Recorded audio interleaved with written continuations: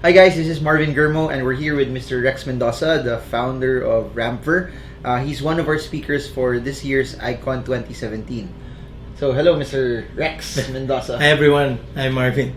I'm feeling nervous because this is the guy. No naman, no. Actually, Rex is one of the people I look up to in terms of investing. He has so much stories about investing in the stock market early. So if there's one thing that you would want to give as a tip for people who are starting out, what's the one best investment advice you could give them to start this video off? Well, basically, the first advice is just to start. There are a lot of options out there, but people still don't make that big decision to execute. See, a lot of us learn many things from many mentors, but there are only a few who actually execute on their newfound information and knowledge. So that's the first one. And second is basically to get into investments that make them participate in the economy. It's really pathetic that we really have a lot of growth. You see many things happening in our country, but unfortunately it's our very own people who are not taking advantage of it. So I'd really like people to participate in the markets and be part of it, be part of the game, and grow their portfolio over time. When you said the economy is good, what's different now? What's different from where we were 10 or 20 years ago? What should make Filipinos excited to invest? Well, a lot of things get captured in the numbers, GDP growth, stuff like that. But as a practitioner, somehow I've gotten myself into appreciating this more by being on the ground. For example, and this kind of ages me, right? You're when 40, I was I'm not gonna correct you. So I go back to let's say when I was head of marketing and sales for Ayala Land, and that was way back 2005. That entire conglomerate did 5 billion in 2005 in all residential sales. Okay. That's just the target of one sales team today in okay. Ayala Land. So you can just imagine the type of business that people have, the type of commissions that salespeople earn, the type of construction that's going to happen, and the number of employees and construction workers that are going to have jobs and money to consume. Another trivia, in 2008, the total Ayala Land sales, which includes all its brands, will be less than the sales of Alveo Today. Wow. No, last year. Last year, okay. Which means Alveo last year was bigger than the entire base of Ayala Land in 2008. You can just imagine that kind of growth, right? So it's one brand versus that entire conglomerate. And Ayala has Avida, Amaya, Ayala Land Premier. And now they have Bella Vita. They have all of these brands, and each one of them have a target market. So, I mean, I see that, and I see other things. Like before, you look at road networks, you look at skyways. I have fun now because I can get out of the house and be in the airport in 15 minutes, right? It's a big thing for me. But before, it takes a lot of time. So all of these progress taken together will bear a lot of fruit, and it's just exciting to have everyone involved. Okay, given that the economy is doing well, when you were starting out, what caused you to actually start investing? That it did not just remain as knowledge, but it was something that you needed to. I needed to do this. I needed to start. See, I have to be honest about it. It's a set of friends that actually influence you. Okay. Before working, before getting exposed, I mean, after college, your idea would be saving in banks. Your idea would just be setting aside money, and let's just say starting to earn money, your propensity and focus will be to spend. Because there was a time when you just asked for money. Now you're making your own, and certainly the next step is to be empowered to execute and spend all the money.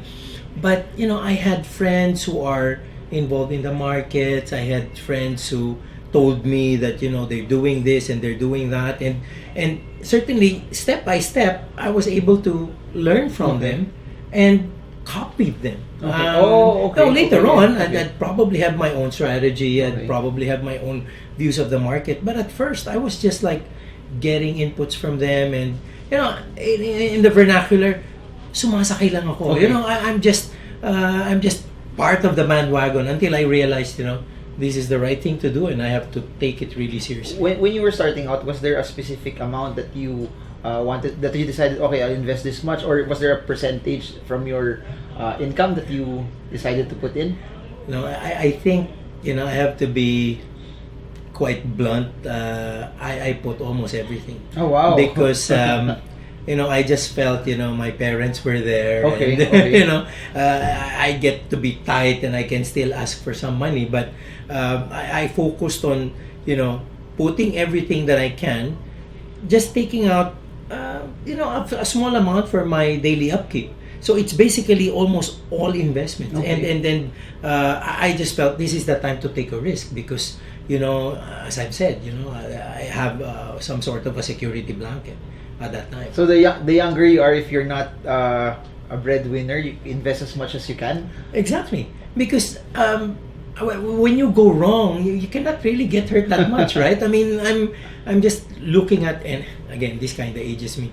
My salary was 1,800 a month. Okay. Right. So and at that time, you probably have 300, 400 bucks. You're done for the month. I mean, Okay. so total residual would be all investments.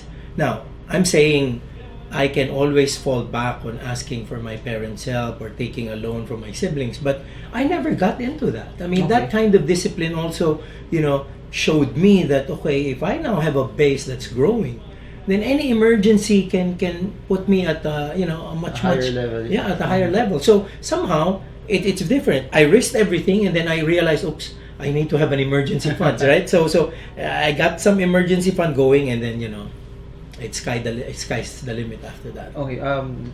Last question. When you were starting out, not everyone has that kind of mindset that you'd invest everything.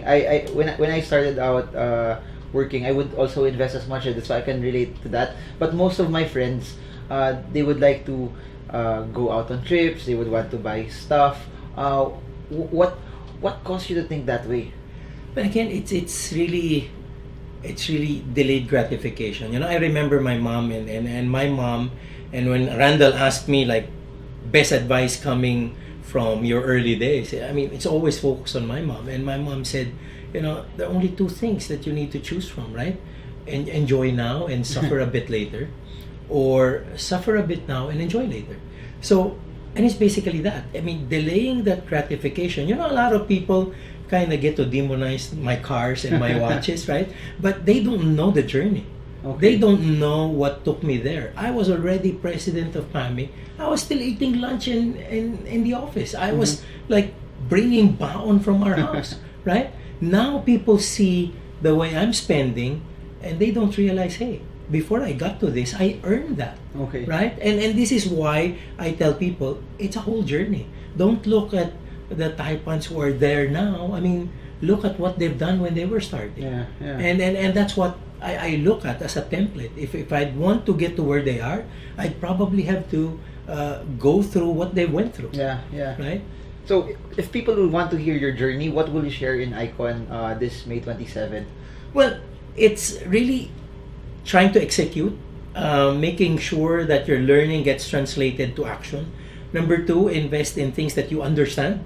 And that's the reason why it's really exciting for me, because now we have a wider set of speakers, and there's so much to learn in different angles, different businesses, different industries. So the audience can actually pick and choose what they'd want to be part of. And then lastly and most importantly, that there is a continuous journey. A lot of people did this a year or 2 years ago, and I think, Marvin, you're very cognizant of this. We taught them, we spoke in all of these forums, they executed, some of them invested, and then they stopped. Right? Markets went plunging, 6.9, 6.7, 6. Oh, I'm losing money. Some of them even got their money back and said, I'm never gonna touch that market again. Right? There are other guys who probably would say, okay, I hope it comes back, so I'll just hang on to this. See, the problem here is this. Once they recover and are a little bit from it, they'll probably take the money out. Yeah. Right? But you see, if you were a real investor, and a real investor does this continuously, you would have invested at 6.7, you would have invested at 6.50, 6.6, right? And even as it went up, 6.9, 6, 6,950, and it's about 7,700 now, Yeah, right? yeah. So the guys who even invested at 8,000 plus Mhm. could be earning a lot of money now because they This- continuously yeah, did yeah, it, yeah. right? So it's something that you continuously do. Investing is not a one-time thing. A one-time thing is called a bet, right? Yeah. That's gambling, right? A person who does this on a regular basis is investing. The problem with Filipinos, we do it the other way around. We invest one time, big time. And you know what we put money regularly on? It's the lotto. That's yeah. what you gamble on, and that's what you use a regular investing platform for. So we have it the other way around, and I hope we're able to make a difference to them so that they'll have the proper mindsets and behavior to take them through and fulfill their dreams. All right, so that's just a teaser of what Mr. Rex Mendoza will talk about in Icon. Learn from his strategies, learn how he actually did it also. So on behalf of Randall Chongson and myself and Mr. Rex Mendoza, see you all this May 27th for Icon 2017.